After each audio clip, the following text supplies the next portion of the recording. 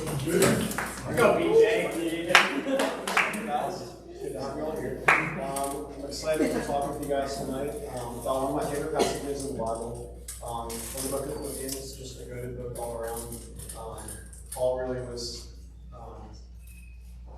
just fueled by the Spirit when he wrote this book, because there's just some passages in there that didn't really inspire you. And I chose my favorite one in the whole book. So tonight we'll be in Philippians chapter 3, verses 7 through 14. I'll go ahead and read that to you guys. It's up on the screen where you can watch your Bibles. And it starts off in verse 7 like this. But whatever were gains to me, I now consider loss for the sake of Christ. What is more, I consider everything a loss, because of the surpassing worth of knowing Christ Jesus my Lord, for whose sake I have lost all things. I consider them garbage, that I may gain Christ and be found in him, not having a righteousness of my own that comes from the law, but that which is through faith in Christ, the righteousness that comes from God on the basis of faith. I want to know Christ, yes, to know the power of his resurrection, and participation in his sufferings, becoming like him in his death, and so somehow attaining to the resurrection from the dead. Not that I have already obtained all this, or have already arrived at my goal, but I press on to take hold of that for which Christ Jesus took hold of me. Brothers and sisters, I do not consider myself yet to have taken hold of it. But one thing I do, forgetting what is behind, straining toward what is ahead, I press on toward the goal to win the prize for which God has called me heavenward in Christ Jesus. And so the reason I think this passage was, I like in particular how it starts out. Paul says he treats everything that he felt were gains to him as loss. And that's something that I struggled with a lot towards the end of high school and coming to college. I think it was pride, but it was kind of in a way that made it hard for me to realize it was pride. I think I was overconfident about a lot of things. I felt like, I don't know, superior in ways that I definitely wasn't. And it was just pride that was causing me to stumble and sin for sure. And also, it just wasn't helping my relationship with God. And so, I love how the first two verses, just right after that, Paul says, whatever he felt were gains or loss, he considered to be garbage. And the first 6 verses of Philippians 3 that we did read, Paul just goes through and he lists all the things that he's credentialed, basically. I mean, Paul grew up in Jerusalem, which was like the academic center of the day, and he was taught by the best teachers. I think Gamaliel was one of the teachers who was like the best Jewish expert on the law. So Paul has like a PhD basically in his background, and Paul's powerful. He was persecuting Christians before the road to Damascus when he was converted and everything. And Paul says even with all of that power, all of that influence that he had, think of someone like Gandhi, like someone who's pretty high up, maybe not as popular, but someone who's in that role. Well, that was kind of what Paul was when before he was converted. And he says he considers everything in this past life rubbish. He just considers it a loss compared to knowing Christ. And so I want to give you a story that happened to me this past summer. That it really showed me how I think I was overconfident in my abilities, and that it really doesn't compare anything that you can do compared to the power that you have in Christ, basically. And so I was a server this past summer at Gamaliel Halls. You guys should visit. Good food. And about 2 weeks after I was done with training, I was waiting for a table with 2 women, and they both ordered pizzas. And so one lady was gluten-free, she ordered a gluten-free pizza, and the other wasn't, and ordered something. And you can probably guess what happened. I swapped the pizzas accidentally. It's very easy to tell what a gluten-free crust looks like, and I just didn't notice. I was kind of stupid about it. I felt confident when I took it out. I was like, oh, I'll just be able to tell. And I gave her the wrong pizza. And so about 5 minutes goes by, and I walk back by their table, and she's like, sir, I don't feel great. Are you sure this is the right pizza? And I called the server over, found out my mistake, apologized. She only ate 1 piece, didn't have to go to the hospital or anything. Probably took some meds and slept it off, and she was good. But she was really cool about it, very sweet lady, talked to me for a while, still with me too. And so it worked out, but I think it showed that I was just overconfident in my abilities, honestly, and didn't even ask other people, which I could have. I could have asked any of my coworkers, hey, does this look like the right crust to you? Or how is this supposed to be prepared? And I think it can be that way a lot of times in our faith. Coming in, whether you're a new Christian, current, or a long believer, it's easy to kind of trust in yourself because you may have built up years of Bible knowledge. You may be really good at school. You may be great athletically, whatever the scene leader. I mean, all of us are talented and all of us are blessed, and all of those are blessings. But I think if they're not rooted in Christ, if we're not using them for His glory, then it's kind of pointless. Like it doesn't really work out, and eventually we'll fail, like I did with the pizza. And you can last on your own for a little while, but at the end of the day, if you don't have like that rock solid relationship with Jesus, it's not going to pan out for you. So I'm sure all of you guys have experienced this before. It might be you didn't study for the exam, you felt great going in, and then what happens? There's a question over there that you didn't expect, and you end up having to take a class. That happened to me. But I'm sure I'm not alone. Maybe not to that extreme, but all of us experience things in life that I think it can affect our relationship with God because we think that we can get through whatever we're facing, and we don't turn to God in the Bible to prayer in times of trial, and we come to ourselves. And the problem really is just our society tells us to look within for answers. We're told you could pull yourself up by your bootstraps, the American way, whatever, and you're supposed to look to yourself for the answers. Obviously, we have like the manual that has all the answers in the Bible, and so I just want to encourage you guys to, like it says in the first 2 verses, just consider everything that you have in yourself lost for the sake of Christ, because it doesn't compare to knowing Christ Jesus our Lord, for whose sake we've lost all things, as Paul said. And what's interesting about the word garbage, it's also called rubbish in some other translations, but it's the only time the specific word is used in that we know of. And it really just means refuse. So, you know what that is. And the only times that it's used outside of the Bible, that same word, sometimes it refers to like a corpse or just straight up waste. So Paul's saying he doesn't just consider these things worthless, he considers them almost like offensive and like dangerous. Like they're not things that he wants to bring into his relationship with God, because there's something so much more valuable than just what you can rely on for yourself. So I really like that picture. I'm not saying that we should, anything that you're good at, you get rid of when you come to Christ. I'm just saying you want to come from a relationship with Christ and you're not doing it for yourself.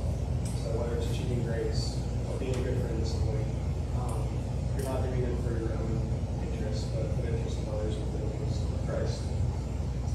And I like how in verse 9, Paul says, this is not a righteousness that comes from the law, but that comes through faith. And so, growing up, I think I kind of relied on kind of works that I did to try to obey what the law is, things like that. But I think you got to realize, like the Jews in Paul's time did, that Christ has abolished the law. We don't have to keep those commands. We don't have to sacrifice an animal every time that we sin. Our righteousness comes through faith. And so faith has actions, but faith is also, it's not coming to God in our own, it's letting God work with us, stepping out towards us. And I really like that image because I'm kind of a self-reliant person. Like growing up, I was taught you kind of got to do your own way. And I think that mindset carried over into my spiritual life. And so it kind of felt like I was working my way towards God instead of relying towards me with people and church, through the Bible, things like that. And then verse 10, I think the passage kind of keeps here. The first 5 words, I want to know Christ, right there. I think that kind of sums up, hopefully, what it means to be a Christian. So if we are really pursuing Christ, I think that's going to be our greatest desire, is I want to know Christ. And that word know, it doesn't, whatever the Greek is or whatever, it doesn't mean academic knowledge necessarily, but it's a personal knowledge. It's a personal relationship. And so you can learn a lot about Jesus, which is awesome, but knowing him is actually spending that daily time with God, spending that time in Bible study and prayer. And that's something I'm not great at, but try to work on. And so this verse is really inspiring. I should probably put it like a post-it or something. And just to like remind yourself, and I would encourage you guys to do the same. Because if we want to know Christ, that's going to reorient how we live our lives, how we talk to people, how we form our relationships with other people. And right there when it says becoming like him in his death, like that's a possibility. You might have to die for our faith. Almost all apostles did. And I'm not saying what happened to you, but I think it's a good thing to think about. Would you be willing to die for your faith? You might not be called on to do that, but if you feel like you would be hesitant to lay your life down for Jesus, that might be a signal that it's not as deep a relationship as you think. So I just wanted you guys to think about that. And then in verse 12 and 13 and 14, I like the upward swing that kind of comes with it where, well, let me go back. So the whole passage I like starts out with what it kind of means to come to Christ, how to grow in Christ, and then how to stay in Christ. And I think we overlook kind of the last two, especially staying in Christ, because it's easy to get someone baptized, maybe it's easy to get someone to church, but it's hard to keep them there. It's hard to develop their faith in God. And I've seen that in my life. It's easy to get stagnant. Faith can get stale if you're not spending that daily time with God. So I love the hope that Paul has in those two verses. But that leads me to what my main point is tonight, and that is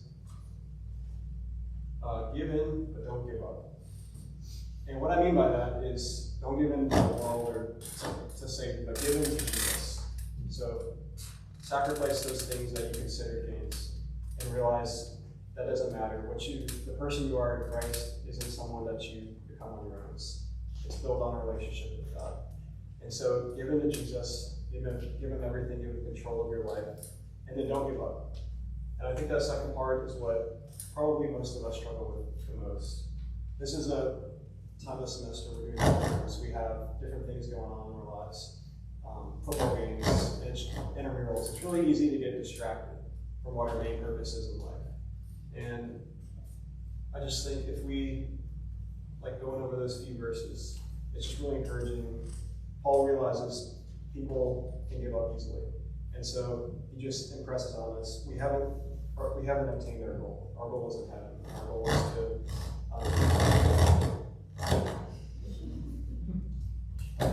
Our goal is to live with Jesus eternally. Let me just turn it off. But I think our picture of heaven too is a little bit distorted. Maybe like growing up, I always thought heaven would be this place where there's chocolate fountains and there's it's like there's a lot of different things. I'm just going to turn this off. So.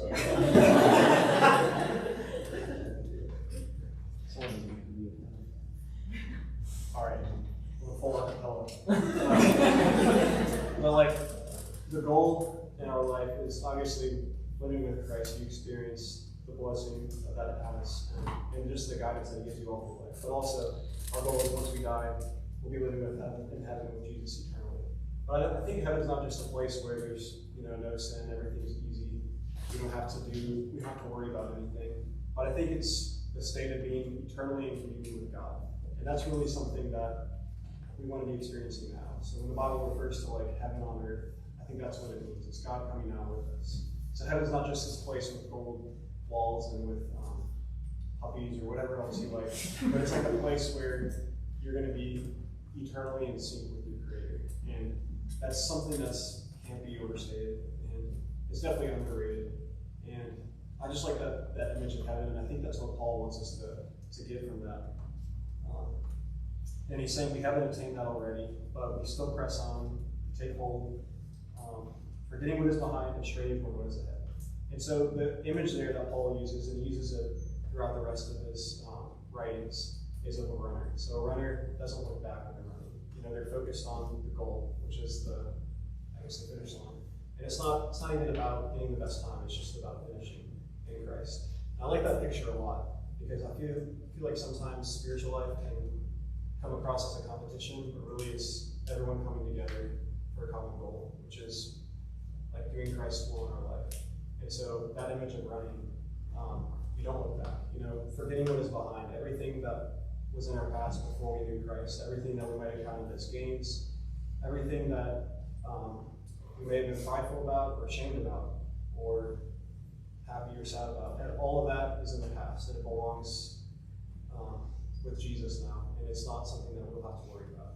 And so a runner doesn't look behind because that'll slow him down, and he might fall. And so looking forward, I think, is like the biggest key to just advancing your relationship with Jesus, not getting bogged down by the baggage of whatever happened in your past. And yeah, and I like just a lot of the verbs that Paul has in there. When he talks about like straining toward what is ahead, doing that, a lot of that comes through with love. And love is a verb just as much as fall is a verb. You know, like it's not it's something that you act out on people. And I think that's one of the biggest keys to counting everything as garbage and just living with Christ is you have to love other people and love Christ more than you're loving yourself. And so not that self-love isn't important, but the focus is on God and doing His will. And so I like that love just isn't just a feeling, it's an action. And it's action that you can exemplify in your life, both with the Lord and also just in acts of kindness, acts of compassion. Love can also be translated as charity, so it's almost like doing service. It's not feeling a certain way about something or about, loving your dog and loving a person is very different things. And I just like that image that we're to love everyone, even if it isn't advantageous to all this. So I want to wrap up a little bit with a story to kind of illustrate how when you're bogged down and you feel like you're not advancing very much in your relationship, there are definitely those dry spells in life, just like any other relationship. Like with marriage, I've been married, but with one parent. There's just times in life in your marriage after a few years it can kind of get boring. Like things just aren't as exciting. Maybe the person that you're with just figure out you don't really like them as much anymore. I'm trying to say. I'm saying love is unconditional. And so that's the same with our relationship with Jesus. Even if it doesn't feel inspiring, and that feeling when you get baptized, it's pretty eye-opening for a few days, especially. But eventually, that can kind of feel like it's burning out. But I think that's when it's replaced by a much deeper love, and it's a more rich, really just all-encompassing love. It's not just built on quick feelings of excitement, but it's built on that foundation that that person's going to be there for you at all times. And that's what a relationship with God, I think, should be like. It's not somebody that will bail on us or cancel, change plans. Like, God's always going to show up for us when we need Him to, and even when we didn't realize we needed to. So the story I wanted to tell you guys is about a year and a half ago.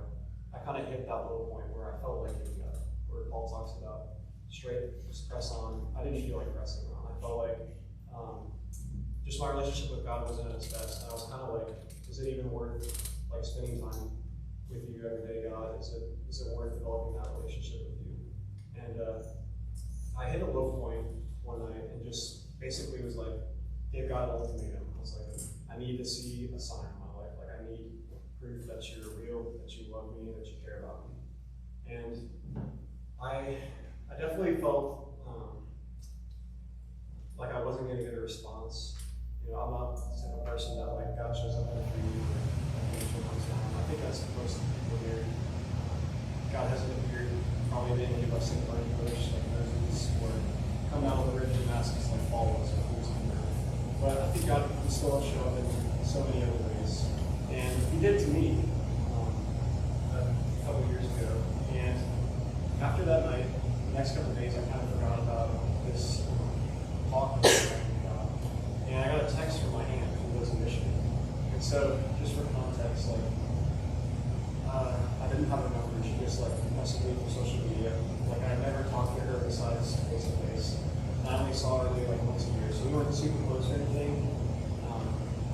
We didn't have any contact with her. And so she texted me and said, I had a dream about you a couple days ago. I kind of saw you in a low place. I saw you having a lot of turmoil, mental distress, and just felt like I needed to pray for you and let the Spirit wanted me to reach out to you. And she had a bunch of words of encouragement and stuff that I still look back on when I'm feeling down. And it really helps encourage me. But that was probably the first time in my life that I realized God really is present and cares about me. Before that, I knew a lot about God, I grew in the church, into basically every service that my church had. Parents drove me there, and I'm glad they did, but I never really made my faith my own. I felt like it was more something that the community around them kind of experienced, but I didn't take it very personally.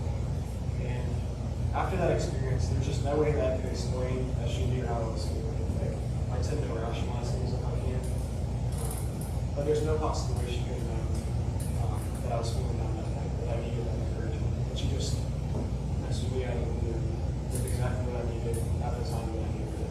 And so that's for sure the biggest thing in my life I can just point back to and be like, God showed up for me right there when I needed him. When I felt like giving up, he said, don't fail. Keep on playing, keep on growing the relationship with me. And I'm glad because I ended up coming here and have grown a lot in my faith, made a lot of friends, and I've just seen so many benefits come from that. But I just want to encourage you guys, if you're at a low point, either right now or in the future, just don't give up. Like Paul said, you press on for the prize, even if we haven't got it. We will receive it one day, and definitely reach out. There's so many people here who would love to meet with you, pray with you. There's Jason, the leadership team, or anybody here who's been here. And so just don't give up. It's easy, I think, in this world to kind of give up and try something new. There's a lot of things that are available to us, a lot of things to ministry, a lot of religions, a lot of things like that. So I just want to encourage you to stay invested, grow in your spiritual life, because it's going to bless you more than you realize. And at the end of the day, that's what matters most. Everything else is going to be like garbage. Once we die, once we're judged, so we can hopefully heaven. And I'm looking for all of us to be there. And I feel like this passage of Philippians just really highlights that no matter what stage of your faith you're in, giving up and not giving up is just the key. So give in to Jesus and don't give up. Just keep striving, keep pushing, and he's going to provide for you along the way. Whether it's through speaking to you or through a friend, through a sermon, through his word. So that's all, and I'll close this in prayer. Dear God, thank you so much for Philippians, Lord. Thank you for just all the truths that you revealed to us in the book, especially the verses we looked at tonight, Lord. I just pray that they would encourage us, help us to just realize that they're so applicable to our lives, that you care about us, Lord, that whatever we're bringing from our past, Lord, it's pride or sins or shame, that doesn't matter, Lord, that everything's made new with you, it's made whole and pure and clean, God. And I just pray you would help those of us who maybe are baptized and they're in the faith, that are hitting a low point and just feel like it's not really working, it's not hanging out like they want to. I pray that you would just grow them in their faith, help them to reach out to people, help us to reach out to them. Just let them know that we're all on this journey